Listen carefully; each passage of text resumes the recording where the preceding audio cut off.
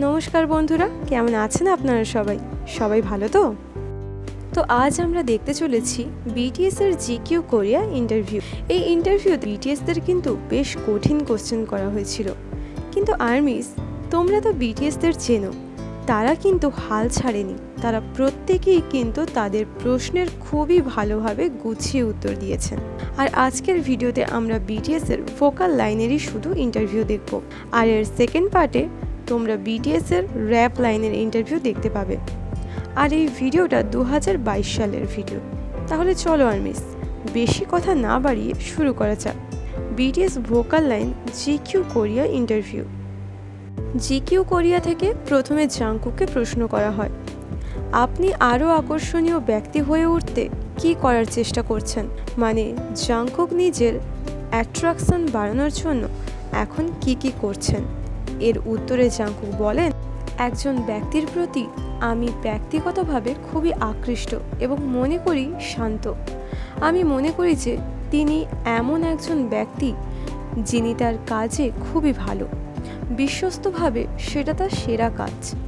তাছাড়া আমি মনে করি যে আমি এমন লোকেদের পছন্দ করি যাদের বিভিন্ন ধরনের শখ আছে, আর আমার মনে হয় এই সব কিছুই আমার জন্য সেম, কারণ আমি সেই মানুষগুলোর প্রতি আকৃষ্ট হই, আর আমি এখন আমার কাজগুলি ভালোভাবে করার চেষ্টা করছি।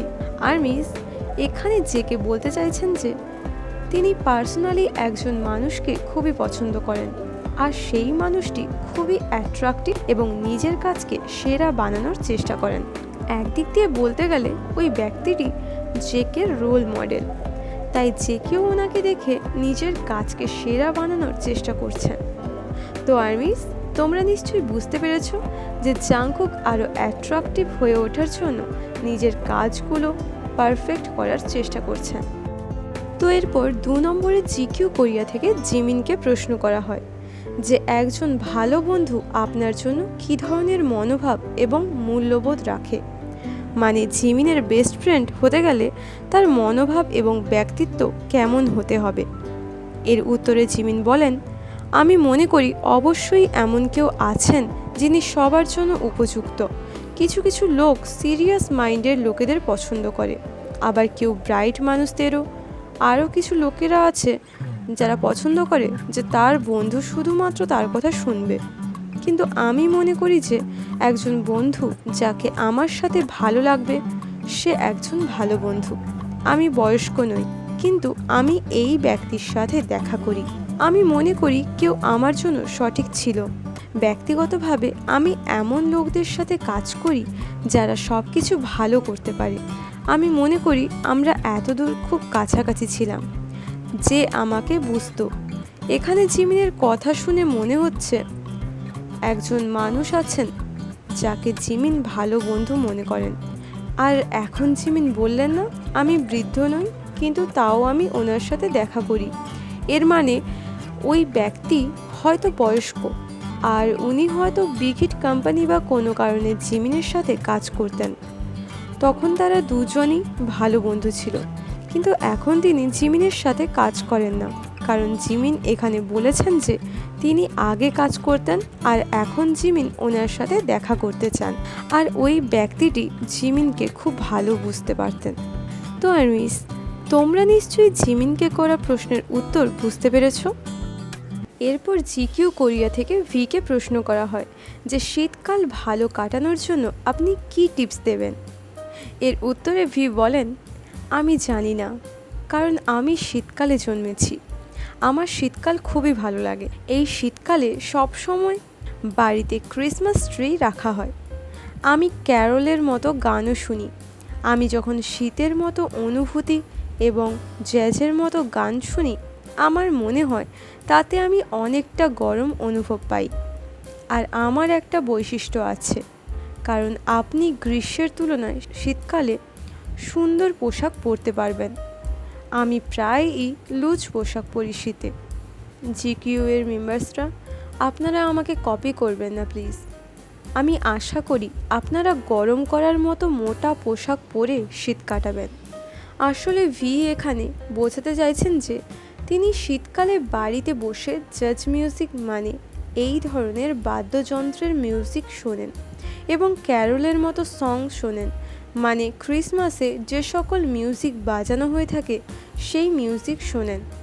আর তিনি শীতে লুজ টাইপের পোশাক পরেন, কোনো টাইট ফিটিং জামা কাপড় পরেন না।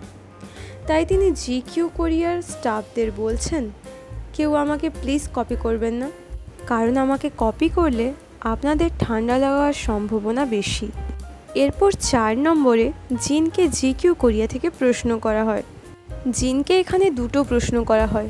এক হলো পারফরম্যান্সের স্টেজ আপনার কাছে কতটা গুরুত্বপূর্ণ, 2 হলো দর্শক থাকা এবং দর্শক না থাকার মধ্যে পার্থক্য কতটা বড়। জিন বলে, স্টেজ আমার কাছে কতটা গুরুত্বপূর্ণ, আপনি যদি আমাকে জিজ্ঞাসা করতেন যে আমি এই মুহূর্তে স্টেজে সবচেয়ে বেশি কী করতে চাই, যাই হোক, আমার কাছে আমি এমন জায়গায় একটি কনসার্ট করতে চাই যেখানে দর্শক আছে, এতে সবচেয়ে বেশি প্রায়োরিটি আছে। পার্থক্য হলো দর্শক আছে কি নেই। উদাহরণস্বরূপ, আপনি যদি একটি আপেল খান, তাহলে আপনি কি মনে করেন যে আপনি কেবল খোসা খেতে পারেন, মূলটি নয়? বলতে পারেন, একটি প্রাণবন্ত আবেগ আছে যা আমি কেবল দৃশ্য থেকে পেতে পারি, ব্লাশের মতো কিছু। দর্শক না থাকলে এটা একটা রিহার্সেল এক্সটেনশনের মতো মনে হবে। ভক্ত থাকা আর না থাকার মধ্যে অনেক পার্থক্য। এখানে জিন বোঝাতে চাইছেন যে দর্শকরা থাকলে তার স্টেজে পারফরমেন্স করাটা প্রাণবন্ত মনে হয়। তিনি আর্মিসদের দেখলে কিছুটা ব্লাশও করেন আর তার সেটা ভালো লাগে, কিন্তু ফ্যান্সরা না থাকলে ওনার মনে হয় উনি স্টেজের রিহার্সেল করছেন। তো আর্মিস, তোমরা যারা এতদূর দেখেছো তার জন্য ধন্যবাদ। আর বিটিএসের ভোকাল লাইন্সদের অ্যান্সার তোমাদের কেমন লেগেছে সেটা আমাকে কমেন্টে জানিও। কিন্তু সবাই ভালো থেকো, সুস্থ থেকো, দেখা হচ্ছে পরের ভিডিওতে।